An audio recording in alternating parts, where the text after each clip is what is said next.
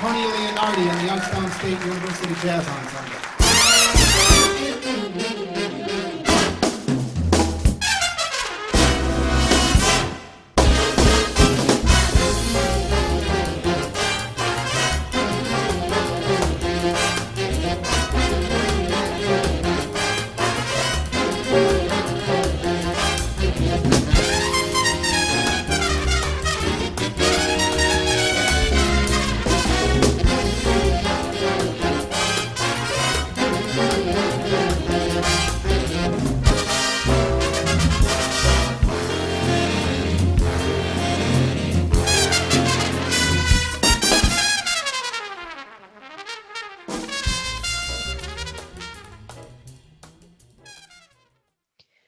My next interview is with trumpeter Mike Kamuf.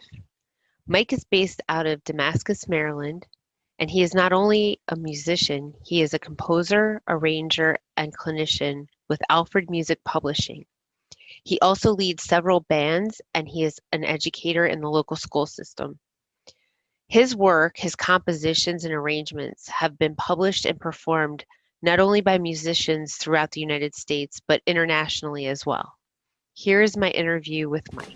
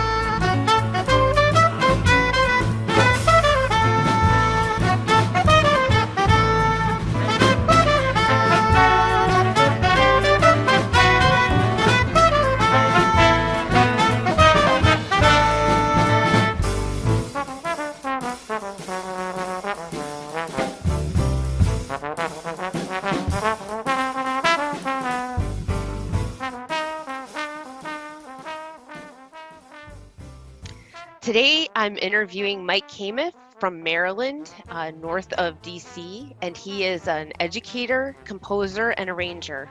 Hi, Mike. How are you doing? Paula, I'm doing great. How are you today? I'm doing well, thank you. Great to see you. Great to see you too. So how have things been going for you? What are you up to lately? Teaching full-time for Montgomery County Public Schools. I'm in my 29th year down here, my 30th year teaching. I taught 1 year in Ohio, and then we moved down here. My wife and I moved down here in 92. So this is year 29 down here.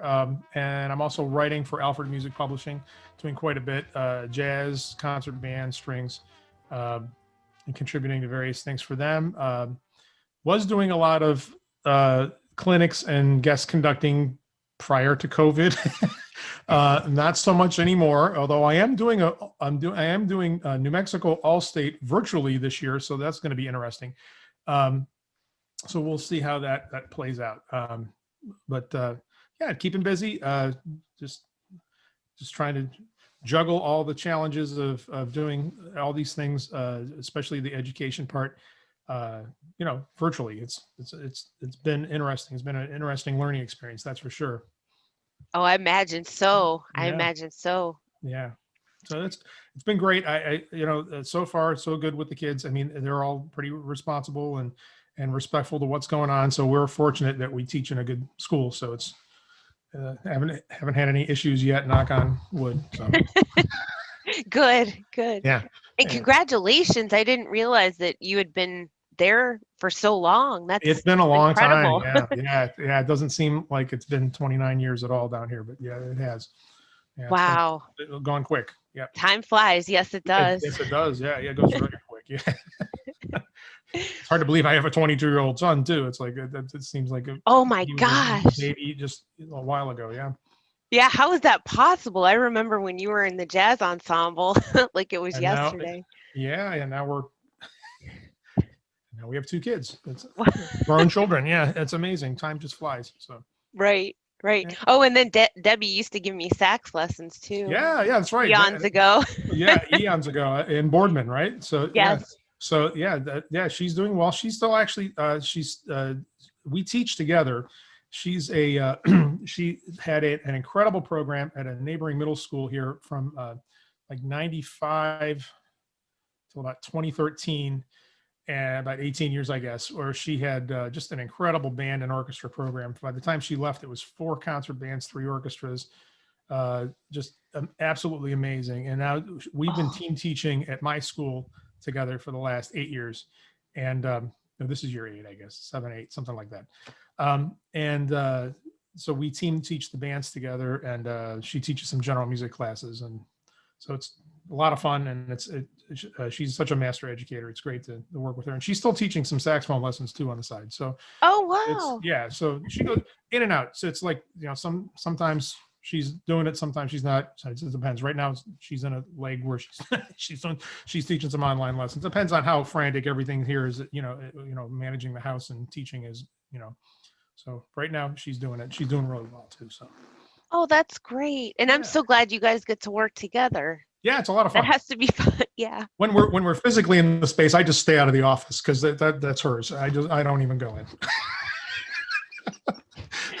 Smart. So, No. I may have been born at night, but it wasn't last night. So we that's the easiest way to handle that. So I just stay out of there. There's a refrigerator and a coffee maker, and I go in there for that, and then I get out. Yeah. Oh. Uh, So how did you get into jazz initially? Were you young? Was it something that you discovered yes. as a child? And what made you pursue trumpet? So I grew up in a house where music was appreciated, very much so. My dad was a kind of like a weekend warrior drummer. He was kind of just did it for kicks for a number of years, almost 20 years in the Cleveland area. And my mom loved music too. She had studied piano at a young age, and so it was a house that loved music, and there was always great music. Everything from Louis Armstrong, Frank Sinatra, Woody Herman, Count Basie, you name it, Dizzy Gillespie. I grew up listening to just great jazz all the time in the house, and some classical music and some rock as well. But jazz was the primary genre that was played in the house a lot. So that started at a young age. I grew up listening to the soundtrack of my youth. I just heard something that came on play in my car today, and I was like, oh, I was taken back. It was the Buddy Rich 920 special from the album This One's for Basie, which I grew up listening to, because my dad's record collection. I came on, I was like, oh my God. So I'm constantly reminded of things from my youth like that. My godfather, who played in a band with my dad and my uncle and another uncle, he lent me my first trumpet when I was maybe about 9 or 10, and I really didn't get serious until I was in 7th grade, and then I started instruction then, because the band was actually, I went to a Catholic school, so instrumental music wasn't always a part of things, but they started a program through the diocese in 7th grade, and I started playing then. And then I got pretty serious, and I started taking lessons with various teachers, and then that's kind of how I got started on the trumpet. And then as far as like, you want me to talk about writing? Yes. So that was a really interesting thing, because in 8th grade, my dad used to get Downbeat magazine, and I saw an ad in Downbeat for free recordings from Kendor Music. I was like, well, it's free, so let me get it. So it was really what it was a demo recording of the pieces that they were publishing. And there was Thad Jones and Bob Brookmeyer and all this stuff. And I recognized all these names from my dad's record collection. John LaBarbera, who wrote for Buddy Rich. All these great guys were having things published by Kendor Music at that point. So I remember sitting, I was like in 8th, 9th grade. I remember that they, the music would be like, like a tenth of this size, right? And they would have it all shrunk down on pages so that you could kind of peruse it. So I remember sitting there with the music like this up to my face, listening to the demo recordings and trying to pick apart what I was hearing at a young age. And that's kind of how I got started. And I was all self-taught through high school, and I was writing things, not very good things, but I was writing things, to have played and by various groups at the school, high school that I went to. And then once I got with your dad, then things really changed a lot. And that's a whole other thing we'll get to as we talk about here.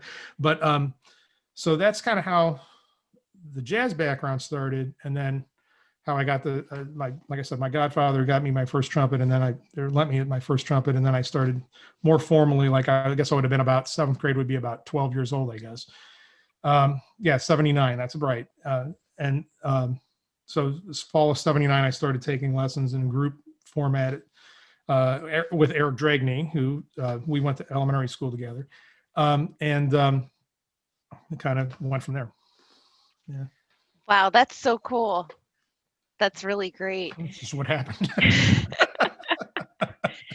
It's interesting to hear, how really your family has such a tremendous influence on your musical taste, Yeah, my dad's record collection was just absolutely amazing. And just, I have some of his vinyl still, and just, just listening, like I said, just that bit that came on while I was running an errand this morning, I was like, oh my gosh, like I just think about back to my childhood, sitting in my parents' living room, listening to all this great music. So I was very fortunate that I grew up in a house that really cherished music, Yes, absolutely. And isn't it crazy how it can just take you back? It can take you right back. And 2 notes can conjure up a memory. This like the introduction of that tune came. I'm like, oh my god, yeah, it's truly amazing. It really is. It is. Yes. Yeah. What brought you to YSU, and how did you end up meeting my dad? So this is a long haul to get there. Hopefully I won't forget as I'm going along here. So how I met Tony this is a long, convoluted story, but I made an honors orchestra in high school, a regional orchestra in high school. My high school band director at the time nominated a few of us for the group, and we passed the audition and we went in. And then my high school band director, who was a Dana grad, Wayne Miller, who went through Dana with Joe Parling, he said, he came to me and he said, hey, I got this information about a regional jazz band. Would you be interested in auditioning? I'm like, yeah, sure, this would be great. So I submitted for the regional jazz band. I was going to play at the Ohio Music Educators Conference in Cleveland in February. So I'm like, yeah, sure, that sounds like a great thing. I'd love to do that. Let me see if I can make the group, So I do the audition, send it in. I get a letter in the mail from your dad and says that, we could, you made it, blah, blah, blah, blah, blah. I also get an email or a letter, not an email, about I made all-state orchestra, because they took people from the regional orchestras, and they had some sort of informal audition process there, or I wasn't formal, I don't remember anything, but I made like second chair in the all-state orchestra in 1985. So I'm putting these two things together, and I realize I have a conflict with some of the rehearsals for the honors jazz orchestra, for the honors jazz group. So I call your dad, and I don't know him at the time, and I explain this to him, and it wasn't a good conversation at all. It was not a good conversation. I remember my parents, I remember being in my parents' kitchen on the phone and doing this because your dad was yelling at me. Oh, no. Yeah, it was not a good start to our relationship. So he he was like, what do you mean you got a conflict? Blah, blah, blah, blah, blah. I put you in the band. I need you in the band, blah, blah, blah, blah, blah, blah, blah. So I talked to my parents about it, and I'm like, I've never met anybody that cares this much about music. It was kind of like what I was getting at with my parents. So, I thought about it for a while, and, it's like, I'm going to not do the all-state orchestra. And that was the best decision of my life. Not from a musical standpoint, but because I got to meet your dad. And that whole meeting your dad and then playing at what the band played at the Ohio Music Education Association's conference in Cleveland that year. I heard the YSU Jazz Ensemble, but I also heard the YSU Wind Ensemble. And I hadn't heard any college group up to that point live play with that kind of fire, either group. And I was all slated to go to a different university, which I won't mention. But after working with your dad for, it was a few, like 3 or 4 Saturdays in a row, we rehearsed at Kent State University. And then we rehearsed at the Convention Center, which was actually in the old Stofers in downtown Cleveland, which is now like a casino or something. I don't even know what it is. And we rehearsed there, and I remember your dad having a beer. Like we're all like standing around it, like waiting to get into a rehearsal spot, and there was a bar, and your dad just got a beer, and like I'm like 17 years old hanging out with your dad, like talking to him, and he's got a beer, and it's like different time. You can't do that anymore, but it was great. I mean, he was so, in all those rehearsals, he was very motivating. He was not all up in people's business or anything like that. It was very, very positive. It was the most passionate I had seen a human being about music to that point in my life. And I was like, okay, I got to be a part of this. So that's what changed my direction. And it's really, it changed my whole life. Just that statement that, okay, I'm not going to go to that university. I'm going to go to Youngstown State, and I'm going to be started off as just a trumpet major. And, I'm just going to take that route. And, everything that has come out of my life my adult life has come out of that decision. And it was the best decision I made in my life. Wow. Yeah. That's incredible. Yeah. It really is. Yeah, it was a unique experience. That band, it was the high school group. I have a recording of it. It's pretty amazing, and for a high school group. And so there were other YSU people in that band, or future YSU people in that band. So it was me, Dwayne Price, who was a trombonist, and he was in the band in the late '80s. And a trombone major at YSU, Bob Kleinschmidt, who's a tenor saxophonist in the band and is a career military musician, and then Tim Harker, who's a great saxophonist in the Northeastern Ohio area. So we were all in that band together, and that was pretty amazing. Wow. Yeah. So we all met at a very young age, and became friends after that. For a long time. We're still friends. So. Yeah. And what years were you at YSU? So I was there on a long extended plan. I was there from fall of 1985. Now we were on quarters at that point. So it was, fall of 1985 through summer of 91. And then I taught fall of 91 through spring of 92. I ran the third jazz ensemble. I remember that. Yeah. So I was there 7 years, 6 as a student. But I did a double major. So what I did was I started out as a trumpet major, and then Soto Pellegrini kind of like said, you don't need a piece of paper that can tell you can play your trumpet, Mike. You can play your trumpet. You need something else that you can fall back on. And I thought I was going to be playing lead trumpet with Buddy Rich or something like this. And then everybody started dying. Like Buddy died, Woody Herman died all in this like short amount of time. And I'm like, okay, there's no more road bands. The road bands are like drying up. I guess I need to take this seriously. So I did I did a kind of like a dual major. I went music ed, and then I also completed the jazz curriculum track. So I was not in a hurry to get out of there. And then while I was doing that, I worked at WYSU too. I ran a jazz radio, jazz show on Saturday nights at WYSU. So I did that for 4.5 years. So I was not in a hurry to get out of there. I was doing a lot of playing outside of the school, and it just I was just enjoying everything. I was not in a hurry to do anything, and just all the experiences I think helped shape what was going to happen for me, in the next few years too. So.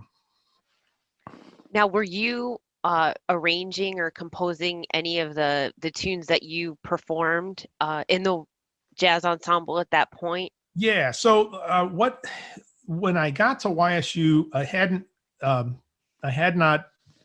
had done a few things for my high school jazz band that weren't very good. And I also arranged some brass quintet stuff because like I mentioned, I went to a Catholic school and we did masses, and we had a brass sextet that played at all the school masses that happened once a month. And I did quite a bit of arranging for that.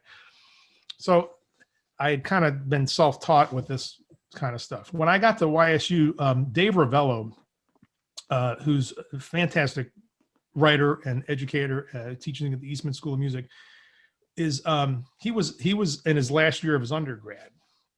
So between Dave saying, "Hey, let's go get a cup of coffee," and we would just start talking about, what have you been listening to? Blah blah blah blah blah. And he would pick my brain, I would pick his brain, and blah blah blah blah. And it was just this mutual arranger's brain session that we would have occasionally, like once or twice a week. We would go get coffee over in Kilcolly and just talk for a little bit. And he was very good to me with that. And then between that and Sam D'Angelo, who was there. Now, Sam, I really didn't start. I would pick his brain. I would see him and I would ask him questions, but it would be a couple years before I actually got a chance to work with him. And then I would ask Tony Leonardi, your dad, what's going on? Like, I'd show him some scores. What do you think of this? What do you think of that? And he would, if he had free time, he would obviously just start, picking apart what I asked for him and more, and going into detail about, what I needed to do on these arrangements. And then Dave D'Angelo was also there at the time too. He had just come off of Buddy Rich's band, and he was giving me some critique things too, and giving me some suggestions too. So it was an interesting time to be there. And then that started. And then I think my first tune was played, not my first quarter. It was like my second quarter. I wrote a rhythm changes tune, and I think the second band did it. And then it was like a couple of, like one or two a year would happen like over the next couple of years. And then by the end of my tenure there, I was writing like a couple of charts a year for the band. And then I was helping, we were doing like tribute concerts. So then I was helping like transcribe some of the material for the tribute concerts. Like when we did a Dizzy Gillespie one, I lifted a couple of the arrangements for the recording, for the concerts, and then we eventually recorded them. So those experiences led. I don't know how many pieces I wrote while I was there. I wasn't that prolific as a writer there, but it was more like along the lines of that I was just gaining valuable experience and getting incredible feedback from, Tony. And then when I was working with Sam D'Angelo, it was just a great time to be there. And then of course, the guys in the band would give me feedback too about, do this, don't do that. Why'd you write it like this? What's wrong with you? So like there was a lot of that, and it was all a great learning experience. And it was also pre-computer. So everything was done by hand. I still do a lot of stuff. As you can see, I still do a lot of stuff by hand. And like, nothing is more demoralizing than like handing out a piece of music to 18, 19 of your peers, reading through it and realize that you left a measure out of some part, somebody's part, and you knew exactly what was going on. Like when it happened, you're like, oh crap.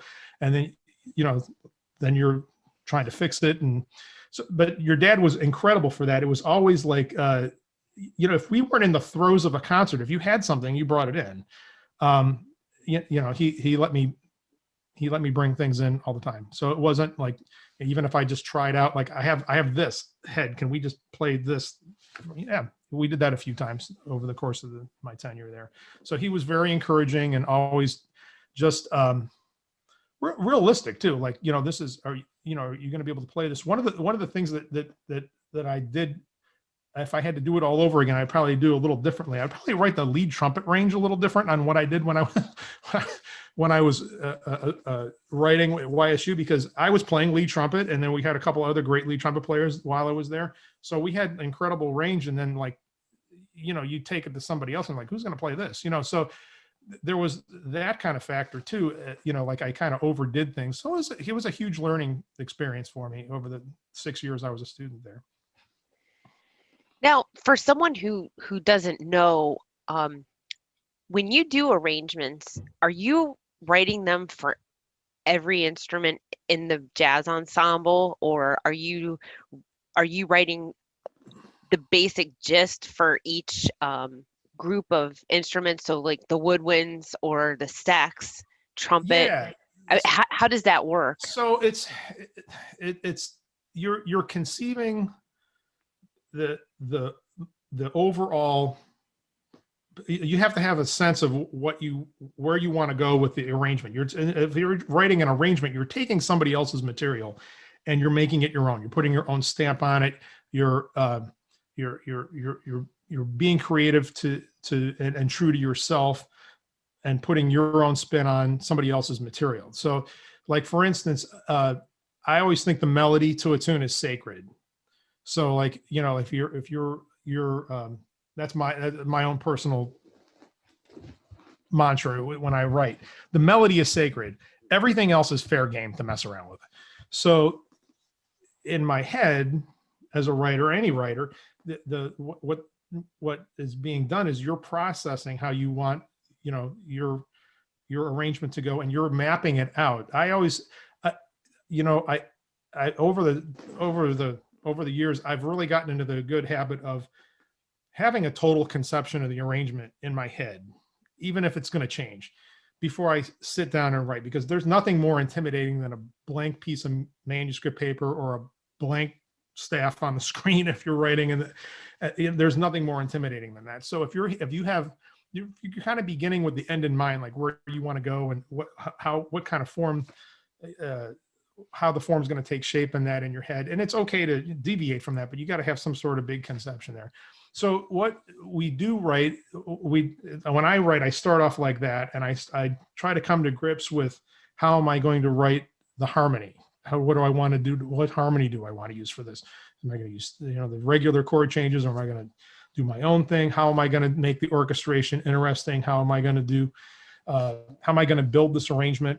Where are the peak points going to be? What instruments am I going to feature? If I'm writing for a younger group of musicians, what are the things I need to keep in mind from a technical standpoint? I do a lot of the publishing writing. Hardest thing I've ever had to write is the song Jolly Old St. Nicholas for beginning band, because it only uses 6 notes. I mean, I can't just write with 6 pitches. Are you kidding me? That was like the hardest thing I've ever had to do in my life. And I tried to sneak a concert A flat in there, and it's the 7th note of the beginning band method stuff, and I got yelled at for doing that. So, you have to keep your audience that you're writing for. You have to keep in mind, who you're writing for. So that's part of it too. So that kind of all like lends itself into your state of mind when you're putting together an arrangement, and then just kind of conceptualizing it and getting it to come to fruition, and getting it on paper, and then getting that, now it used to be getting it on paper and taking it into a live band. When I first started, that's how you got your feedback. Now with notation software, you can get a sense of, okay, that sounds right, this doesn't sound right. It's not live music, it's not live musicians playing it, but I get instantaneous feedback now on what something sounds like by the MIDI playback or the computer playback of the music. So that way I can get a sense of, okay, that works. No, that doesn't work. Finale, the notation software does not swing really well. I mean, don't get me wrong. It's not like it's, but you can get a sense of the vertical structure, the harmonic structure. You get a sense of, okay, that works, that doesn't work. So, I kind of see my role as just putting my voice to arrangements. And when I'm writing for younger musicians, I have a unique role. I have with Alfred. It's kind of like I've got Alfred Music is the music publisher I write for. I kind of have gotten, thanks to some great faith by the editors over the years, particularly Pete Barenbrag for the jazz. And I've gotten some great assignments to write arrangements of wonderful jazz standards. And so it's really been an honor all these years, almost, well, it's been 16, 17 years now, to develop arrangements that are playable by younger musicians, but still bring this great music to young musician, like still make it playable and accessible. So, having that responsibility has really been eye-opening for me. And so I try to, it's really also really, how do I want to say it? It's also real easily to become a formula writer and do the same stuff over and over and over again. I try not to do that. I try to although there are devices that, every writer's got their own devices, and you can tell, oh, that's that writer, or who that sounds like, like anybody, any writer. But it's been it's a process. And I don't know if I'm answering your question about what an arranger does, but what we do is we kind of put our own spin on someone else's material and make it our own, but in essence, try to be true to the tune itself, if that makes sense. And a long 10-minute answer. Sorry. No, that's okay. No, that's okay. Okay. But when you write an arrangement, are you writing all of the parts? Absolutely. So, you're conceiving it. The only thing that you're not writing really is the improvisation part. Right. So if somebody's improvising, or if you want something that's like going to be kind of free or whatever, then you have to, that's not written, but everything else is written. Now I do write guide solos for the music that's published. We have to write guide solos, which is my least favorite thing to do. But I usually just pick up my trumpet and start playing, and then, oh, that makes sense. And then I write it down. And so that's actually how I do that. I thought of something else while I was saying that, and I lost it. But it's what was the question? How did you say it? This last question, Paula? Oh, so for example, the rhythm section. Since your main instrument's the trumpet, right? How do you know how to write for drums, bass, piano? I mean, right. So thank you. So here's when I'm writing for pros, I know what pros know. So all I have to really do, unless I want something specific to happen, I just write, if it's a piano part or a guitar part or bass part, if you just want X, Y, Z, you want the groove to continue, you want the comping, comping in jazz is when, like the piano players like accompanying the soloist, and we call that comping because they're composing and accompanying and complementing all at the same time. So they're kind of doing their own thing. The guitarist is doing that, and the bass player is walking a line. When there's not something specific like that for older musicians and professionals, all that stuff is just written as slashes with the chord changes. Drummers, it's written either as just slashes in the part, or if you have like you drummers playing just the groove for like 10 measures, when I'm writing for a professional, I write play time for 10 measures, like in text. The drummers don't want that information. They don't want to read music if they don't have to read music. They just want to know how long they got to play that groove for. But when you're writing for younger musicians, you have to spell everything out. So I've gotten pretty good at, and part of this is I'm a middle school band director too. So and I've been doing it for too long. But one of the things as a middle school band director I look for is, like a slow harmonic rhythm, like the tune, the chords to the tune aren't moving that fast because these are young kids. They need to be able to sink their teeth into things. And repetitious bass parts, things that are really repetitive, so that the kids that are playing the bass, they get the pattern down and they get it down. They won't have to worry about it. Because if the bass player and the drummer are struggling, as your dad very well taught me, it does not sound good. It is, it's, as your dad would say, silent night. It would be his way of saying it. So, the time alignment between the bass and the drummer is really important. So if they're scuffling, then it's not good. So I try to write repetitive bass parts.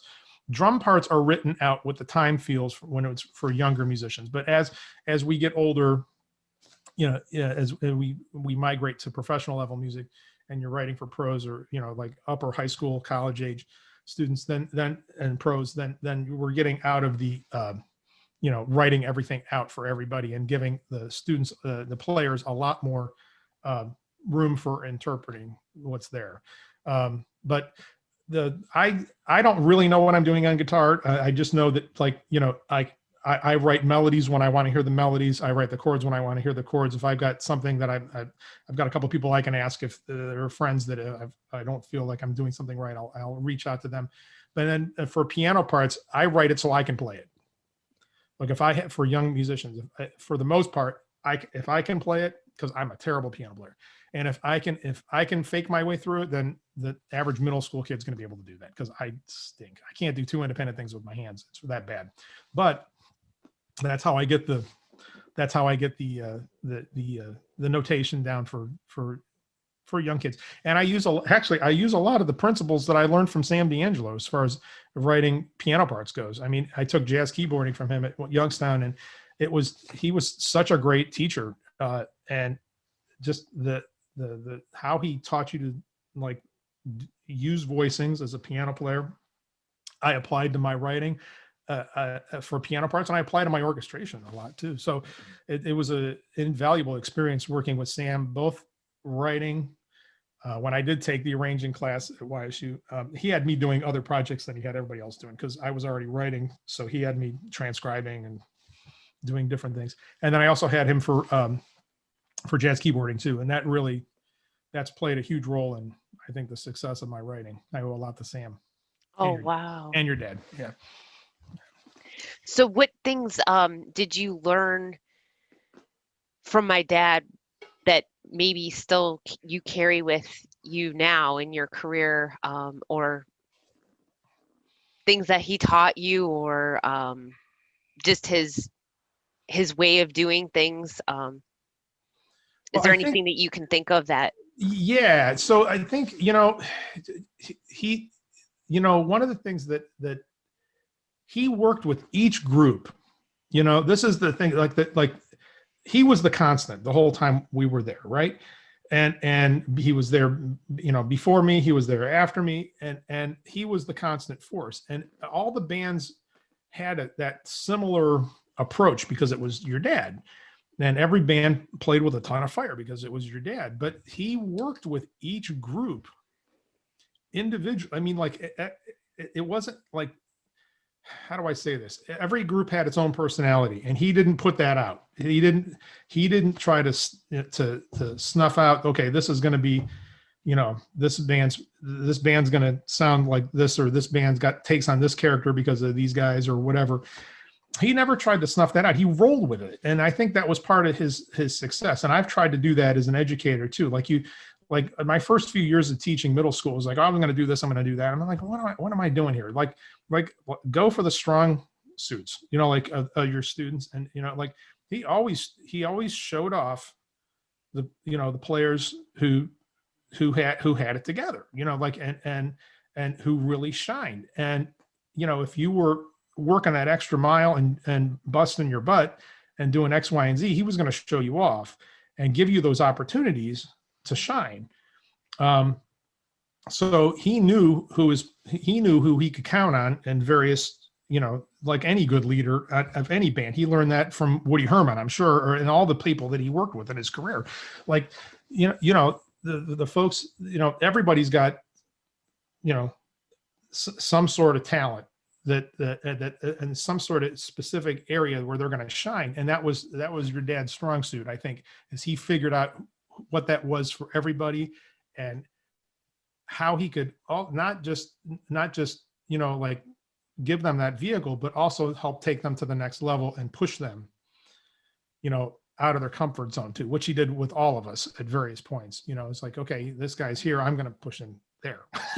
Right. Like I'll never forget. He asked me when we did the Kenton tribute concert if I would do the Shorty Rogers composition called Maynard Ferguson, and I was like, what? So like he had to like kind of convince me to do it, and that was ridiculous. I mean, I just, that was not the kind of thing you could practice a lot either, because it just, so that was really, he pushed me, and he knew he was pushing me, and it was a lot of fun. And at the same time, it was like, oh, why did I say yes to this? but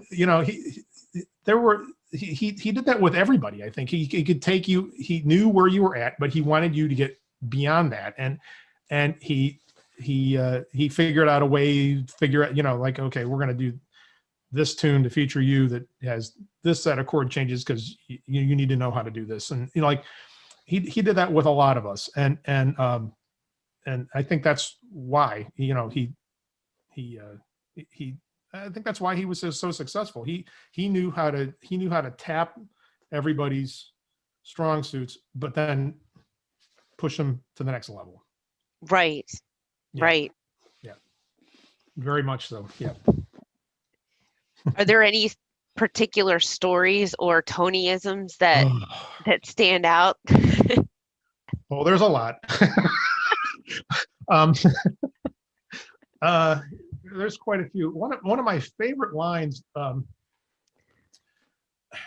I still use this in a very cleaned up format with middle schoolers, very, very highly cleaned up, because there would be some colorful adjectives added to this. But he used to say to percussionists or drummers that were overplaying that they sounded like they were building a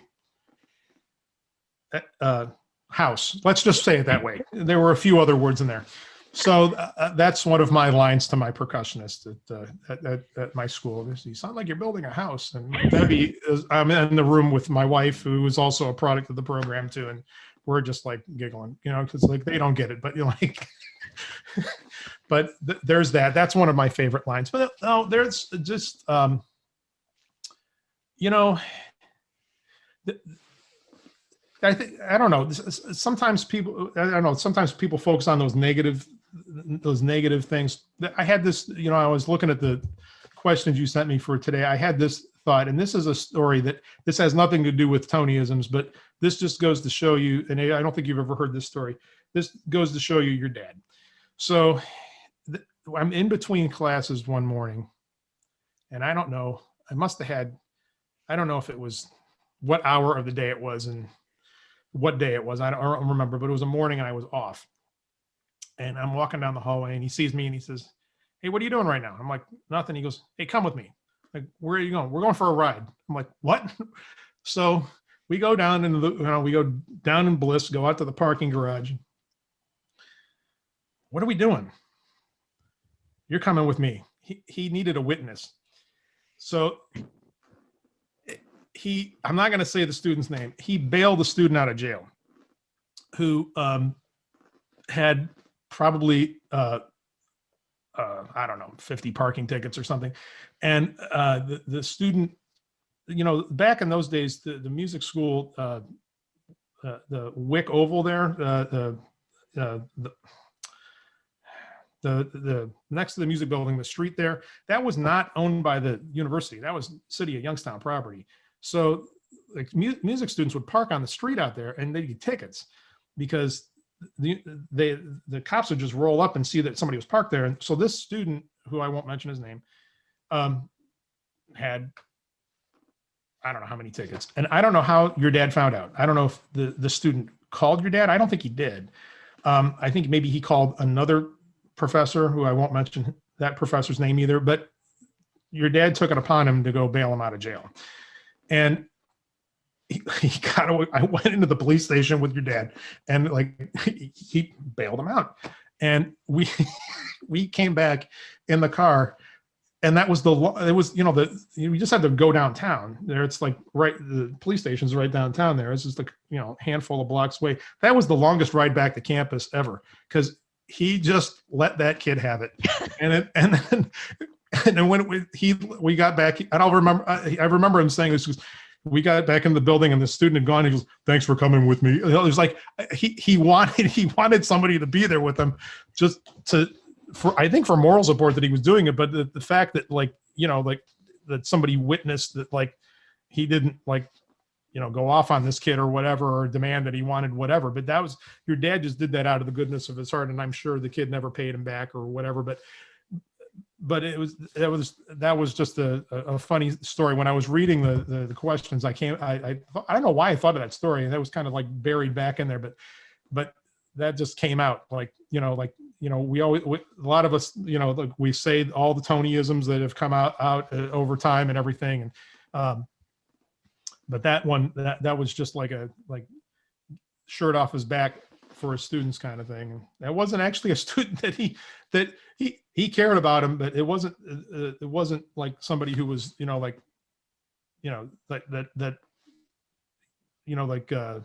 he cared about him. But he wasn't the best player. Let's put it that way. He cared. He cared about what was going on. So it was an interesting, little jaunt to the police station with your father.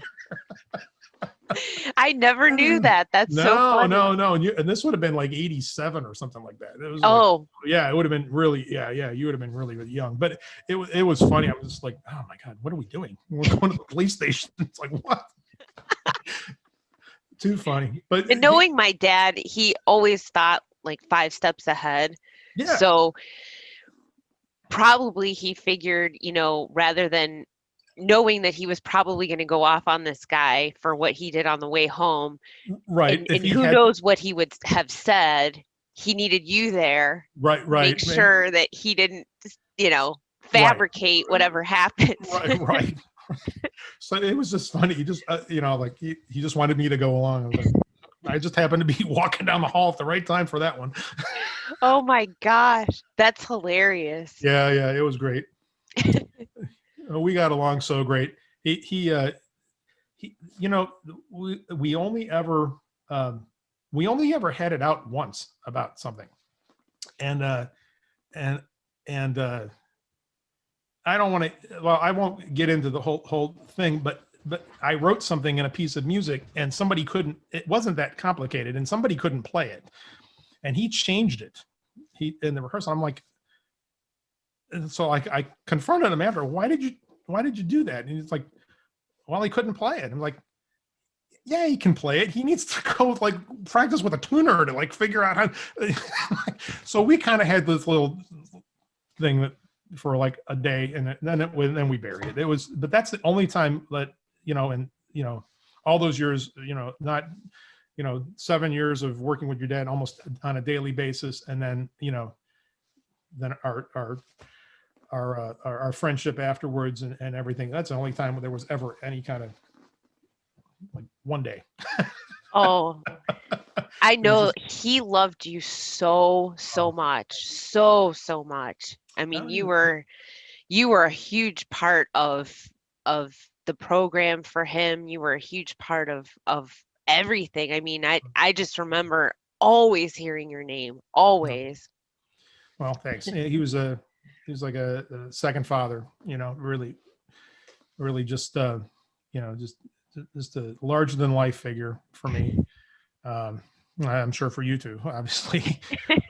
Yes. But just right up there with my mom and dad, and as being an influence and role model and everything. So he was just the right person at the right time for me. Like I said, I was going someplace else, and just that happenstance of working with him, in that high school band, and seeing how passionate he was, and so knowledgeable about how, just that blew me out of the water too, about what he was. The information that was just being disseminated was just I had worked with various people over my high school career, and never heard it spoken with that kind of fire, and that just clarity too. It was just like, oh man, he just got me. I mean, and it was, it was just meant to be. It really was. So You actually answered my next question. I wanted to ask you, for people that never met him, or had the opportunity to meet him before he passed, how would you describe, I mean, you just basically did by saying, with his passion and fire, but is there any other way that you would describe him to somebody who didn't have the opportunity to know him? Yeah, the passion about music, about doing, passion and humor, I think were just like two of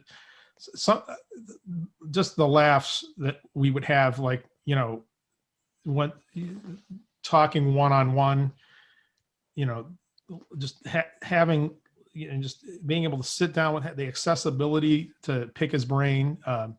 But he didn't think twice about, if you wanted information, just sharing it, just generous, as evidenced by the bailout story.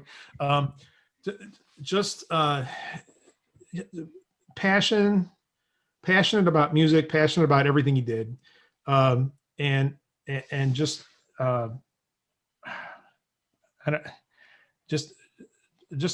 he would give you the shirt off his back. If he knew you were sincere about your intentions about music, because he was dealing with music students, but if he were in any other avenue, it would have been, or you're serious, if he knew you were serious and you were all in, then he was all in. If you weren't all in, no. Forget it. Absolutely. Nope, I'm not wasting my energy on you. I have a lot of energy and I'm not wasting it, kind of thing. And that, and some people couldn't deal with that. Some students were put off by that, but he had a sign in his office, and I still say this to some of my dear friends. And he grew up with Pete Procopio, the piano player in New York. And the sign said, I don't know, somebody did it in calligraphy for him. I don't know who that was. And it was in his office. And it was the phrase, once Jive, always Jive. And a lot of my YSU brethren will remember seeing that in his office. And he lived by that motto. If somebody was not sincere with him about, about their intentions, or about their involvement in his program, then he kind of wrote you off. But if you showed that you were in, you were in. And for those of us that were in, and were in it to win it, we reap the benefits of his knowledge and his take on everything. I mean, it's still with me every day. You asked about what the teachings. One of the things that is with me is, this is not a teaching thing that's with me. This is just the thing that's with me. Whenever I finish a jazz project, I always think, well, yeah, man, Tony did this.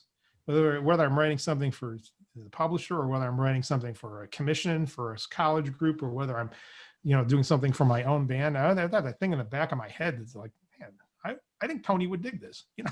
Like, I'm still thinking that way, 35 years later. Because he was such a role model and such a force for me.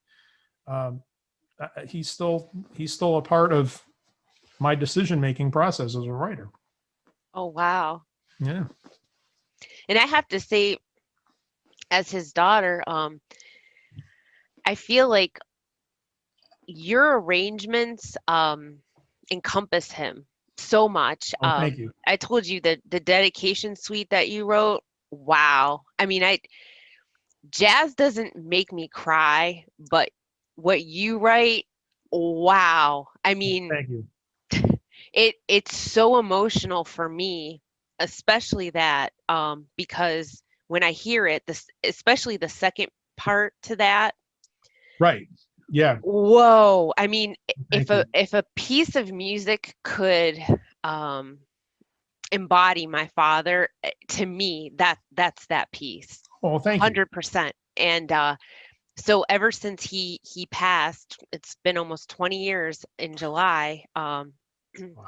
Any significant moment in my life, whether it's in college, if it was a huge exam I had, or if it was when I got my real estate license, or something significant in my life, I Mhm. always play your arrangement, Oh, because wow. to me, that's my dad, and I feel Wow. like when I play that, he's there. He's there 100%. So I've That's always awesome. wanted to tell you that. Oh, well, thank you. That's awesome. That was, your dad put that together. That was he commissioned me to write that piece. He had a donor to the music, to the jazz program. I can't remember the guy's name, Cronquist. It was Oh, Ash yes. Ashtabula, and he donated a lot. I think some of the CDs that came out because he was contributing and donating to the jazz program.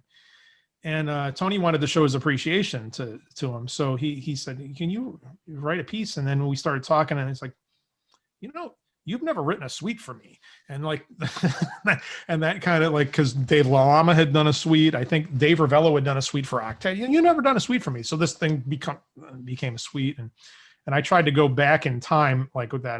The first tune's kind of based on like a Woody Shaw thing, and then the ballad's kind of like it's an original, but it's kind of got like some Stan Kenton overtones, and then the last thing is supposed to just be like a rompin' Duke Ellington thing. So it's like kind of like, you're just like a lot of the influences that your dad had on me, at that time kind of came out in that piece too. So, those are all people I learned to love because of your dad. So I mean, it's like, it made sense. So Wow. I yeah. mean, that's Yeah, you we are need to so play that. That piece talented. needs to be played. We need to do something about that Me piece. too. I'm really happy about that. How that turned out. Tim Leahy wrote and I did the parts in his. No, we did it in my kitchen. We lived in the same building at that point, and he helped me. He wrote the brass parts, and I did the saxophone and rhythm section parts because I had waited till the last minute. I was teaching actually I was teaching at West Branch High School and at YSU when we did that. So I was, typical, writer waits till the last minute, and I'm I cranked the score out, and then I made a copy of the score, and then Tim and I like spread out on my kitchen table, and we were like doing the parts for that. So yeah, well that maybe for the reunion that could be something we do. Yeah. Yes, I've been hoping. I made a That would little be cool. list of songs, if I have any That would be cool. say, and That would be that's the cool. first one. Oh wow. Oh my gosh, I that would would be love to the do that. greatest. That would be awesome to recreate that piece. Yeah, Okay, that would we be have awesome. to do it. We're doing it. Okay, and I'll put the parts in finale so you don't have to. I'll start on that. That's so that we don't have to read my awful hand manuscript. Oh, that's so exciting, Mike. I'm Yeah, so excited. yeah, that'll Oh, be fun. yes, Yeah. absolutely. Yeah, that'll give me a project. I'll stay out of trouble when I don't have anything else going on. I'll do that. Well, Yeah. speaking of what you have going on, to segue kind of, what you're doing now, you mentioned, with how you're working with Alfred Publishing. And I know we've talked previously about your work with that, and how you have musicians all over the world playing your music. Yeah, it's pretty amazing. I don't know how that happened, but it's a pretty cool thing. Yeah, I get actually I have somebody in Nigeria is using my music to teach something. What? I'm friends on social media with this person that reached out to me a month or so ago. I'm like, we love your pieces. I'm like, what? I'm like, yeah, it's absolutely insane. Like some of the things I hear, they really. Wow. Wow. Yeah. I mean, I'm not surprised at all, but that is so cool. It's cool. It's a very cool thing. I mean, I never would have ever thought of it, that being a thing, but it is, and it's really cool. Yeah. Yeah. So what projects are you involved in right now? I know things are a lot different with COVID and not really Mhm. knowing what's going to happen with that in the future. Yeah. Yeah. So Alfred is there's been some changes within the company, but we're still producing print music. And I did 2 jazz ensemble arrangements that'll be coming out. I did 2 string orchestra arrangements. I've done about 4 or 5 concert band things. I have 1 more to do. And then the other thing that we've started doing this year is that some educators are having a hard time with teaching in COVID and having groups that have the correct instrumentation or the right number of instruments. So they're doing a thing called flex band where they're making the parts kind of adaptable, and there's a little bit more flexibility to who can play what parts so that it still sounds like a full ensemble. So we did that with a number of pieces, and they just came out about 2 months ago. And I think that we're going to do another. I think there's talk about doing another round, but I was part of that mix where we kind of, as a collective group of writers, like started talking about how is this going to work best for teachers, and a lot of us are in education. Almost all of us are in education, so just getting that piece to be doable and workable for educators, and so we're setting both educators and students up for success with this series. So that was a lot of fun to be a part of. So that's for those educators that are out there, it's the Alfred and Belwin Flex series. It's really we're very happy with the way it's turning out, and we'd love the feedback from people that are using it too so we can make it even better. But so I've been a part of that, and I've been a part of the regular the products that we put together, and I've finished a commission for my good friend Paul Lucchese at Fresno City College, and that they're going to do a virtual performance of that here, I think, coming up around the holidays. So that'll be cool. I can share that when it comes out. So it's keeping busy, that's for sure. And my little big band is done. We're about to do another second virtual performance. I have a 8-piece jazz group that we played down here. Well, we played before COVID for about a number of years down here. And that's a funny story about that. The reason that group exists is because of your dad. So, What? yeah. So when the last year that I was a student at YSU, 90-91 year, he needed some extra ensembles to fly. So he started up a student-led sextet and a student-led octet. So, and he had all these books. His sextet book was stuff that he had collected over the years that was from when he was playing and from when he, just there's this whole set of 3-horn things that he had collected over the years. And he had those. And then the octet, the Dana octet that had happened over a few years over the time was kind of like started by student led by Dave LaLama in the 70s. And your dad had this book. So I ended up in the octet. And because, I think you could take up to 18 credits, and I only had like 16 or something, or 15 or whatever. He's like, hey, take this. We're only rehearsing 1 day a week. Can you do this? Blah, blah, blah. I'm like, yeah, sure. So I end up doing this. And then they needed a group to do like a performance. So he had me lead the group on we did like a prism concert of all the different ensembles, and they had some student-led ensembles. And he said, hey, you lead this. I'm like, yeah, sure. And then he was like, you take the book and make copies for yourself and do this on your own. And I'm like, what? And he's like, yeah, you need to do this. So then I started writing for it. And so I had this group together in Ohio for the last year that I was there before I moved down here. And then when I was teaching at a college down here, we did it a couple times in the 90s at the college. And then about 2007, 2008, I started it up with friends, and it's been going ever since. So that little big band's actually the basis of that book, the material that I started that book with is the Dana octet music that your dad said, take this and do something with. So he's the reason that group even exists. So, Wow. So how about that? So there's something you didn't know either. Yeah. So anyway, so that group plays, we're playing out quite a bit.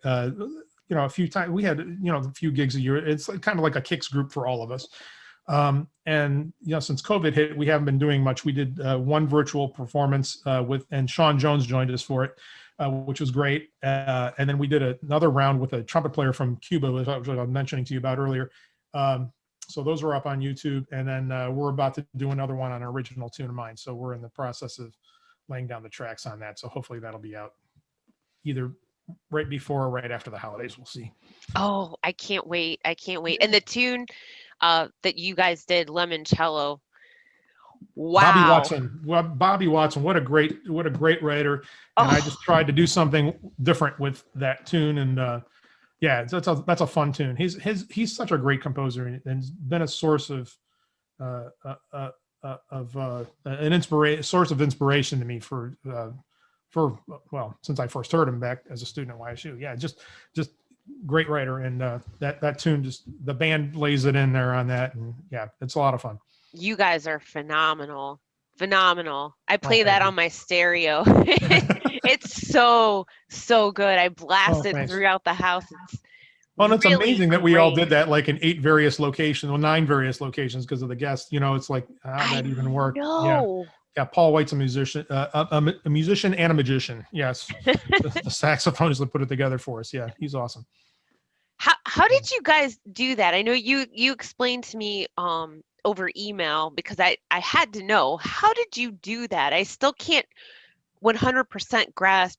So you had like a MIDI part doing some of the. Mm-hmm. So what I did, so I gave Paul's really the brainchild behind all this. So he asked for my finale file, my music notation file, and he made like a play along with it. And that's how the rhythm section guys recorded their parts. And then once we had the rhythm section parts, then the horn players recorded to the rhythm section parts. And then once we had the final product done, then without Sean, then we sent it off to Sean. So we do that with I wrote a special trumpet part for him, but for that video, but we just do that normally with 5 horns. But I created a Sean part for him for the recording and everything. So that was a lot of fun. And so that took us a little while to get that going, but that was a neat project. And like I said, huge thanks to Sean for sitting in with us, and then Paul for putting that all together, and all the guys for giving over their time. It was a lot of fun. How long did it take to record that and to put everything together? Well, I think we had it together, and then we put Sean in at the end. So I would say it was probably about a month or so because everybody's schedule was a little different. Some guys are still working and doing various things.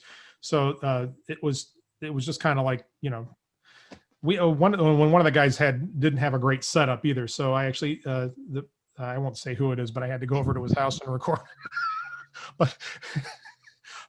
That was an interesting setup. So it took us a little while to get everything going, and it was a little bit of trial and error because none of us had done it before, and so hopefully we'll be a little bit more vested for not vested, but it'll be a little bit easier for us this time around with the second go around. So it should be fun. And I've done a couple other things too in the interim, so it should be good. Yeah. Wow, that's great. I'm so glad that you're keeping busy and you have a lot of different things going on. I mean, it's really important during this time, especially to still stay as involved and active as possible. And I'm so glad that you are. Yeah, me too. Because the alternative of just sitting around and is just not cool at all. I mean, no, it just would not be a good thing. So I'm very thankful that I have. I still have writing opportunities, and I still, the teaching is still a good thing, and it's going well, and playing is, not playing as much as I want to, but with various things, but I'm still playing, and it's still good. So yeah, cannot complain. Yeah. So speaking of playing, my kind of to wrap everything up here, sure. What will it mean for you to do this reunion 22 concert, and to kind of collaborate back up with the people that you used to play with, and some of the the older students and younger students from your class, that were there before your Sure. time and Yeah. Yeah. after. What would that mean to you? Oh, it's going to be a very special occasion because there's this bond, I think, that that we all share because of Tony.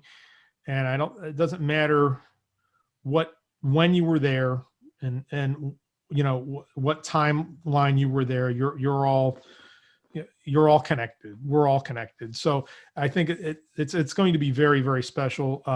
I'm really looking forward to it. I think just the fact that we're going to have a myriad of players there from different time length, time zones or whatever we want to call it, time frames of being in the YSU program. I think it's going to just be, it's going to be very special. Being involved in the '94 reunion that your dad put together, and then the 2002 reunion as well.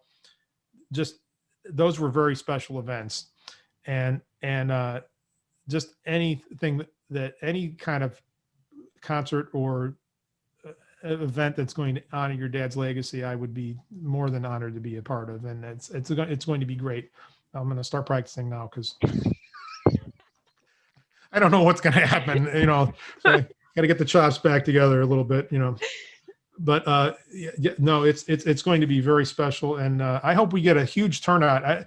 There's a group of us that are working on this along with you, Paula, and I think the more people that we have, the better. And we would like to kind of do like a time representative kind of thing, like like a group from this era, a group from that era, and a group from this era. And if we have a great turnout, we're going to be able to do that, I think. So Yes. I'm really hoping that a lot of our YSU brethren come back and do this to support this wonderful event and to honor your dad, because he meant so much to all of us. And I wouldn't be where I am without your dad and the lessons he taught and the opportunities he gave me. I think about various things at various points in time, or I'll start talking to my son or my daughter about, like this. My daughter is she really puts things together. My son does too, but she really puts things together. Like, you did this and you did that, and this person and that person. I'm like, yeah, I do. But one of the things that I think back on my last quarter, really, was the spring quarter of '91. I graduated in the summer of '91, but I was student teaching during that time. And within 3 weeks, we played with James Moody and Marcus Belgrave at the Tri-C Jazz Festival. We recorded a CD, and then we played an on-campus concert with Benny Golson. That's in 3 weeks. In 3 weeks. What other, where else would I have had that opportunity to do these things? Like, just, that alone, like things like that just boggles my mind. Like, and we just rolled through it. Like, like we're doing this, and your dad's vision and leadership, throughout things like that, it was just like, it was amazing. It was just an amazing time, and it was just an incredible situation to be in as a student, and just those lessons that were taught, and I, like you said, I carry on, in my own daily teaching. So it was just a great time to be in the program, and just an incredible opportunity to work with your dad. Had I not taken that honors jazz thing and gone and done the all-state orchestra, my life would have been totally, you and I would not be having this conversation right now. But I'm very grateful that that I did do that. And I think, like I said, that was the best decision of my life, was to say yes to being in that group in high school. That changed the trajectory of my entire life, really. Wow. Yeah. One decision. One decision, and it snowballed into this. I'm not saying that I wouldn't have had opportunities and done various things, but just the sequence of events and what happened. I wouldn't have had the opportunity to to go out on the road with the Tommy Dorsey Orchestra, subbing for Lou Pisani. I wouldn't have had the opportunity to play with the Woody Herman band. Just Wow.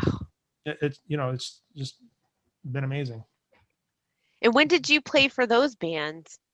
I subbed for Lou Pisani in the summer of 1990 for a little bit, and then I did runouts with the Woody Herman band like 94 to 97. So they had me Wow. pegged as a Midwest person though. So like because of Youngstown, but I was living down here at the time. So like I did a week with them in Denver in summer of 94, and then I did runouts at various points.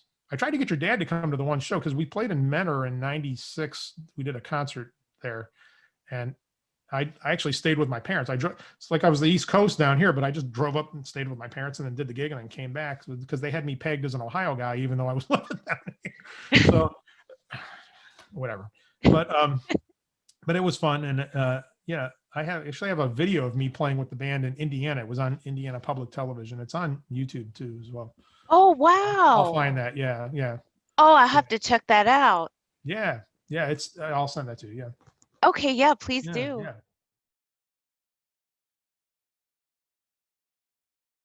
The same bill at various places. Did you know this story? So they would put Buddy and Maynard on the same bill at like because they were both booked by Willard Alexander, and one of the places they would put them on the same bill was Idora Park, and until it closed. And as a matter of fact, I heard like when I was in high school, I used to listen to jazz on Kent State, and they would say, they would be advertisements for either one or both of them at Idora Park, and we never ever drove down to see them, which I wish we would have done, but it didn't happen for whatever reason. And but that was those bills were on there, so Buddy would get pissed if he wasn't the ending act, and Maynard was. If they put Maynard at the end and him first, he would get pissed. So Maynard made it his business to know what Buddy's favorite restaurant was in every town that he went to, because Buddy always had a go-to place. So whatever restaurant was Buddy's favorite restaurant in Youngstown, Maynard said to like whoever was complaining to Maynard, Maynard said, "Yeah, just tell Buddy whatever restaurant, they close at 9 o'clock." So that's the Maynard wasn't like he would just play a joke on, he wasn't a mean person. Like Buddy was kind of mean, but Maynard wasn't mean at all. But he would just say like, like tell Buddy, yeah, whatever restaurant, whatever Antonucci's or whatever closes it, or whatever the name of the restaurant was, and closes at 9 o'clock. And if he plays the first set, he can make it. That's hilarious. Yeah. Oh yeah, my yeah. God. But that stuff used to go down at Idora. Yeah. Yeah. And in Youngstown. Yeah. Wow. I Too had funny. no idea. Well, I think I have a photo of my dad playing with Buddy Rich at Idora. Mm-hmm. Yeah. Yeah. Because you know the story about that? So Buddy had fired the bass player the night before, and he had Glenn Wilson and Dave and Jimmy Masters and I don't know who else was there. He had like 4 guys on the band that night that were on that tour, and they convinced Tony to play the gig, and because they had fired him. So they said, okay, so here's the probables that Buddy's going to call, and here's the rest is back in the book. He'll yell the numbers out, and the probables are up in the front of the book. And your dad said that it took him halfway through the first tune to figure out how to play with Buddy, because Buddy, it was almost rushing because it was, so far on top of the beat. And they said, if I can't, well, there's a reason your dad didn't tell you the story. So he's playing and getting through the gig, and they do Buddy always had that West Side Story or Channel One suite were his big show closers. And there was a big drum solo at the end. And if Buddy was feeling good, he would play the last section of the piece after the drum solo. Both pieces had like a section after the drum solo that he played. But if he was too tired, he would do the solo, he would do the press roll, he would do his roll at the end, stop, last chord. Like that was, if he didn't count the band in, you just play the last chord. That was your cue. If he counted the band in, you play the end of the chart. So they told this to your dad, and your dad knows what's going on. Well, the trumpet section didn't know what was going on. So he did the solo stop, cued the last chord. The trumpet section played the end of the arrangement. And your dad said, you know, Buddy's famous line was, you're recording this. Buddy's famous line was 2 weeks. So because he had to give 2 weeks union notice to the band.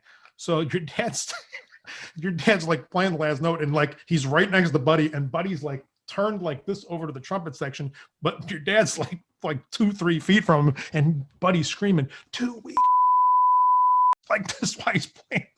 Oh my! And your dad was like, "Oh my God." Oh my God! You didn't know that story. That's No. Oh my God. Yeah. So yeah, he told me that story a couple times. Yeah. And then and the facts never changed on that one. That was, he said he was scared to death.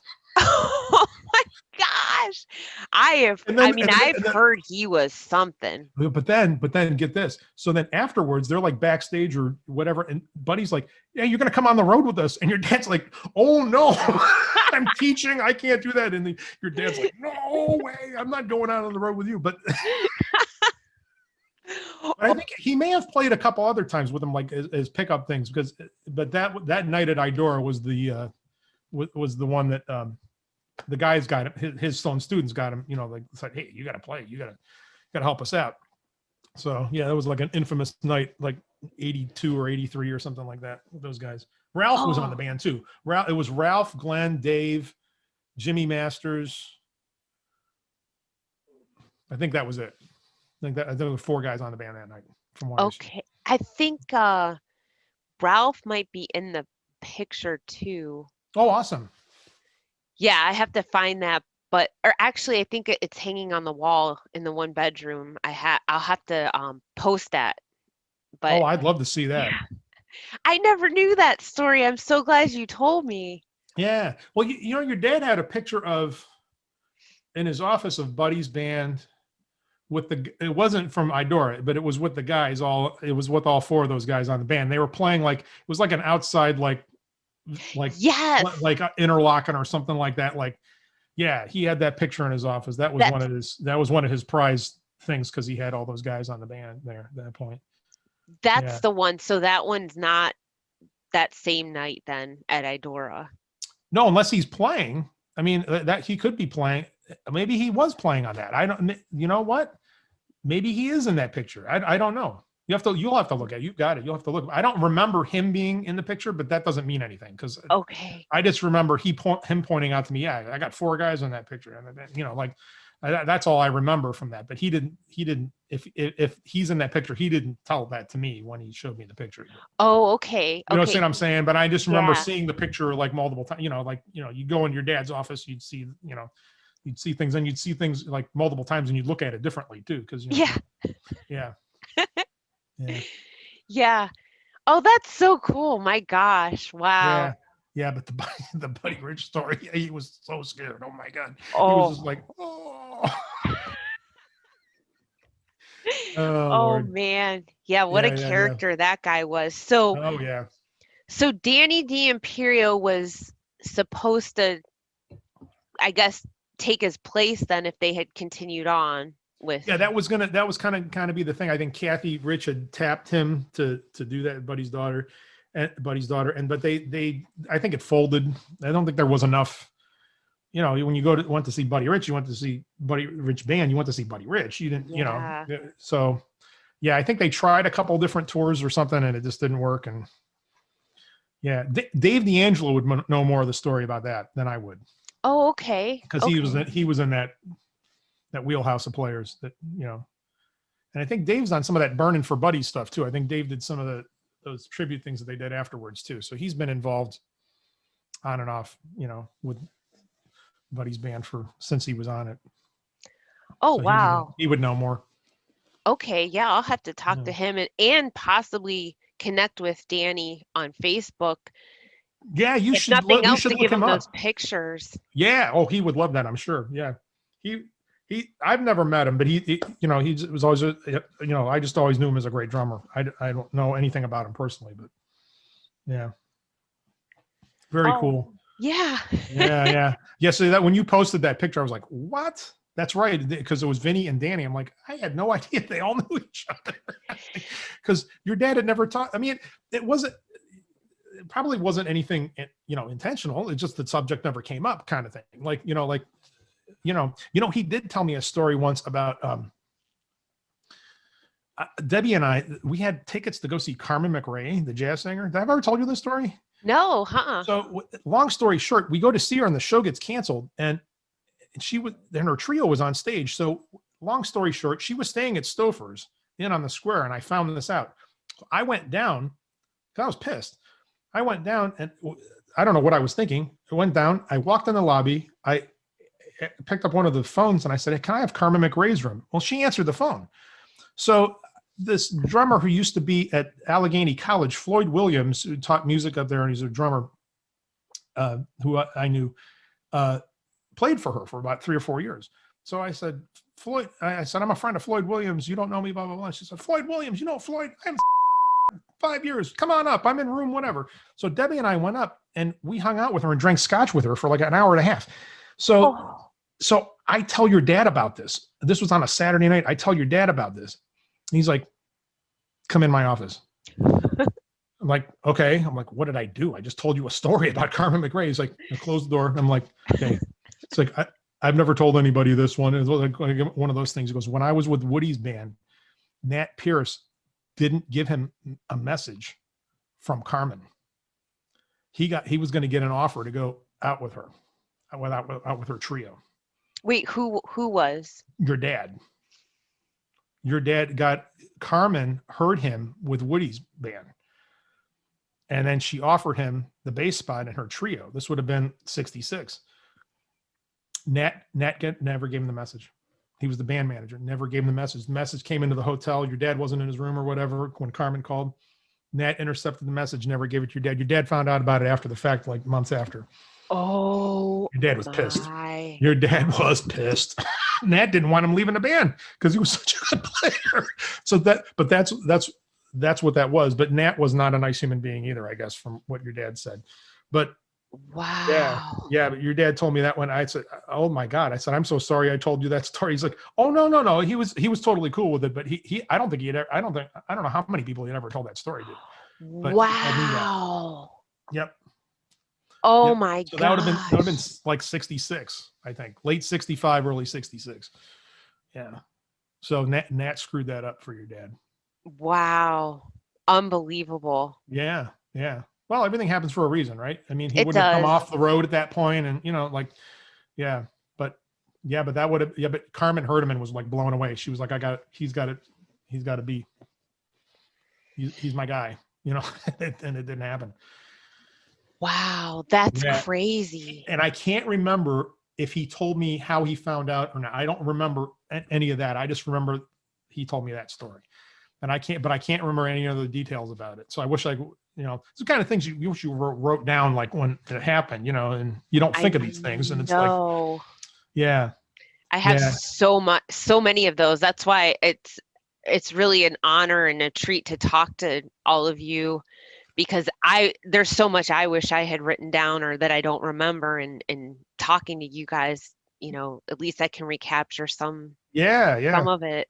Yeah. But I know it's like, gosh, why didn't I think to capture that? Yeah. Or even like voice recorders, like write stuff down. And then somebody posted that thing. Did you see Matt Corey or somebody posted a thing on that thing of your dad, like talking during a clinic? It's like, oh my God, that was like so your dad. It was like, he was in his element. He was just like, this is how it is. Like, and that's how that's just how he was. And that's why, people like me benefited from him, because it was just, he was so pure and honest with everybody, Right. So, almost honest to a fault at times. Right. But, I know. But you know what I mean? They're like, it just, oh man.